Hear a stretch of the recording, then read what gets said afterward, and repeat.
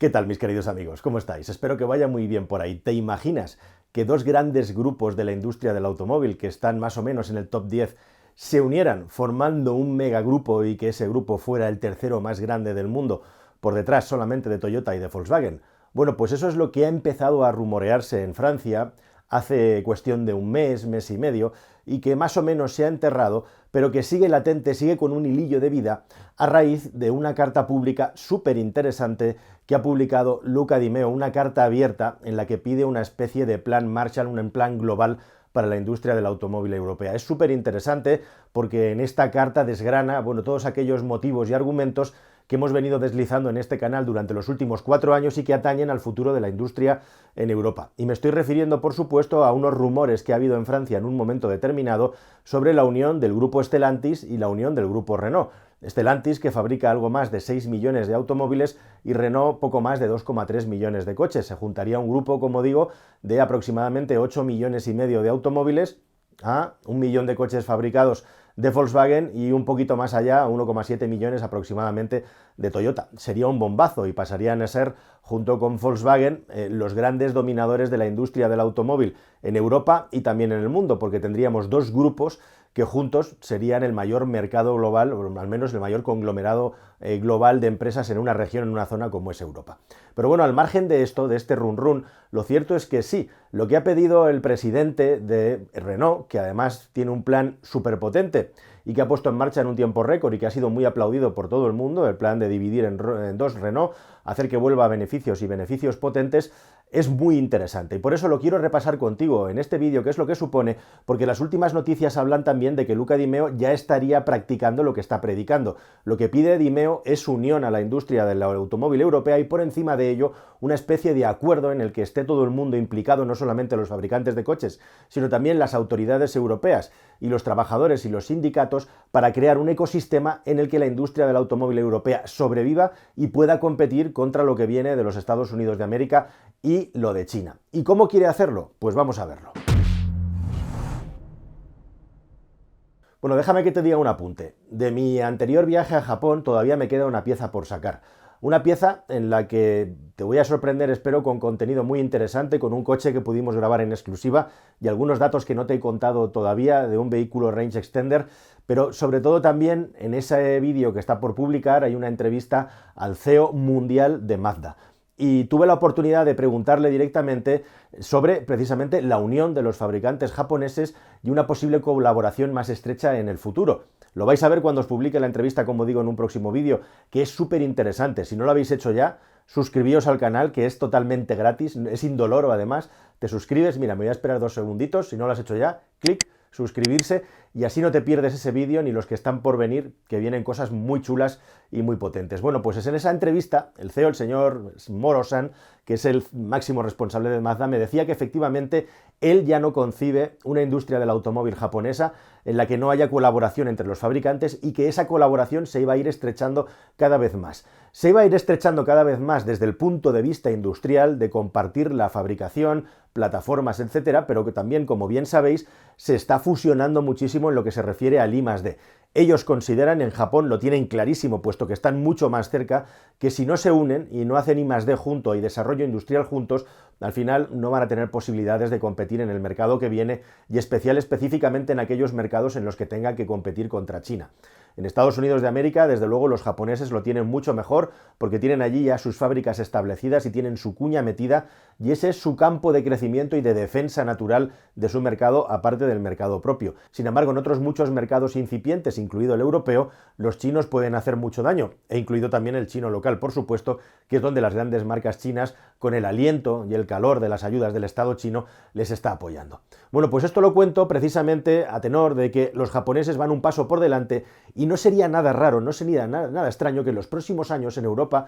hagamos anuncios súper potentes de uniones industriales como nunca antes se han visto en la industria del automóvil europea. Ya vimos en el pasado que fabricantes europeos de coches compartieron fábricas y compartieron producción de automóviles determinados, desde los monovolúmenes, por ejemplo, el Ford Galaxy a la Seat Alhambra pasado por el Volkswagen Charan, o vehículos de nicho o deportivos, que estas conjunciones han sido tradicionales y habituales, como digo, en la industria del automóvil y también en muchas ocasiones cooperando y colaborando con los japoneses. Luego hubo una época en la que estas joint ventures industriales se perdieron y ahora parece que se quieren recuperar con fuerza. Y como digo, precisamente Luca Di Meo está trabajando con fuerza en eso porque ya se ha hecho público y oficial que Renault y Volvo se unen conjuntamente para fabricar furgonetas, que van a fabricar conjuntamente vehículos industriales ligeros con nuevos sistemas y con nuevas tecnologías. Hay que tener en cuenta que hay un punto de unión muy interesante entre Renault y Volvo, que es el grupo Geely, el grupo chino precisamente,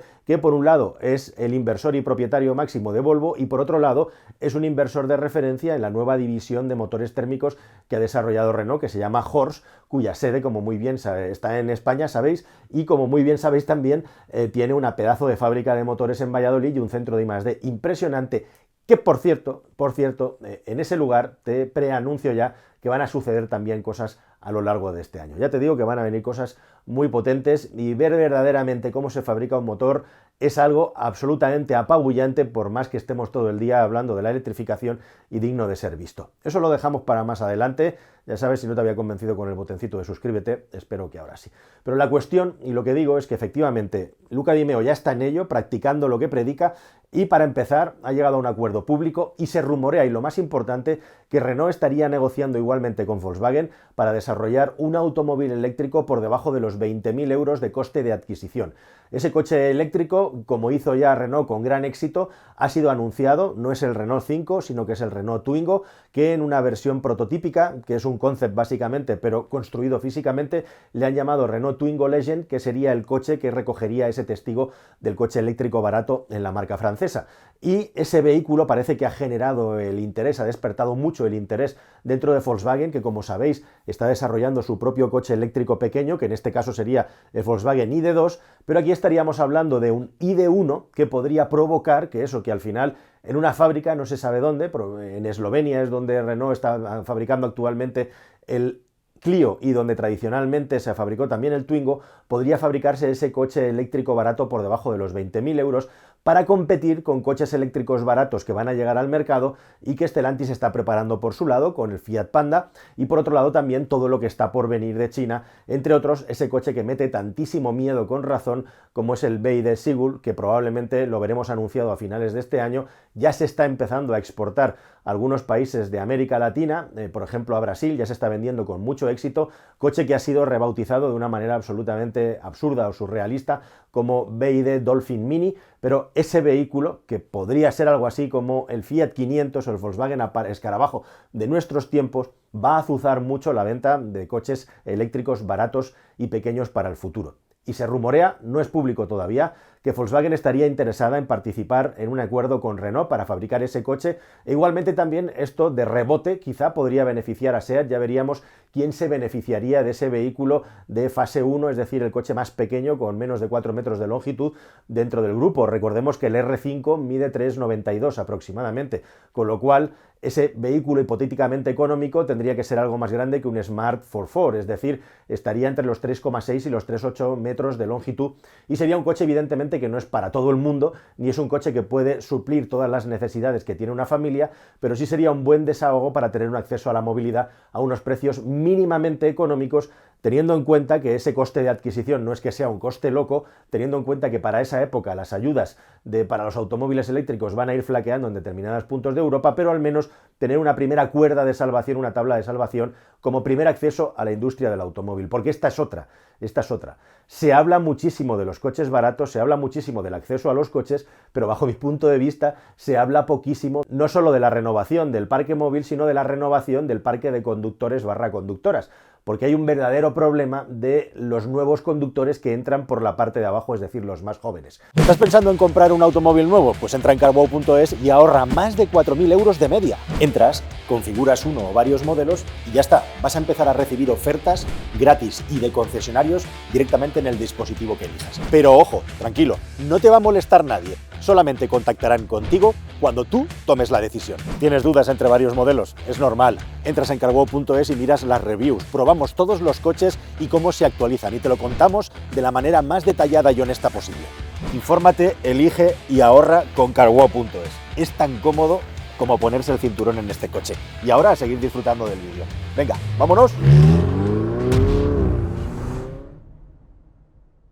Hay pocos compradores y conductores nuevos, noveles. Y eso es un problema muy grave para la industria del automóvil en un contexto, además, en el que los coches han crecido tanto de precio, lo que está provocando y va a provocar que sine die se sigan reparando coches antiguos, y esto no va a tener jamás freno, salvo que, como pide Luca Di Meo, se haga un movimiento, se haga una operación en la que se empiecen también a ayudar a subvencionar, ya sea quitando impuestos o dando ayudas directas a aquellos automóviles que demuestren tener muy pocas emisiones, aunque no sean directamente coches eléctricos. Veremos qué es lo que ocurre con todo esto. Luca Di Meo pone un ejemplo muy bueno y muy interesante, que es el ejemplo de Airbus, el consorcio Airbus, y cómo Europa fue capaz de hacer que varios países se pusieran de acuerdo para construir algo que es tan complicado y tan complejo como un avión de una manera exitosa. Ahora se ha demostrado que ese modelo de desarrollo de producto en aviación ha sido un éxito tremendo, un éxito rotundo, y ahora mismo Airbus es el número uno en el mundo, adelantando a un Boeing, además, que tiene muchos problemas de reputación por los problemas de fiabilidad, por los problemas de calidad de determinadas piezas, y en definitiva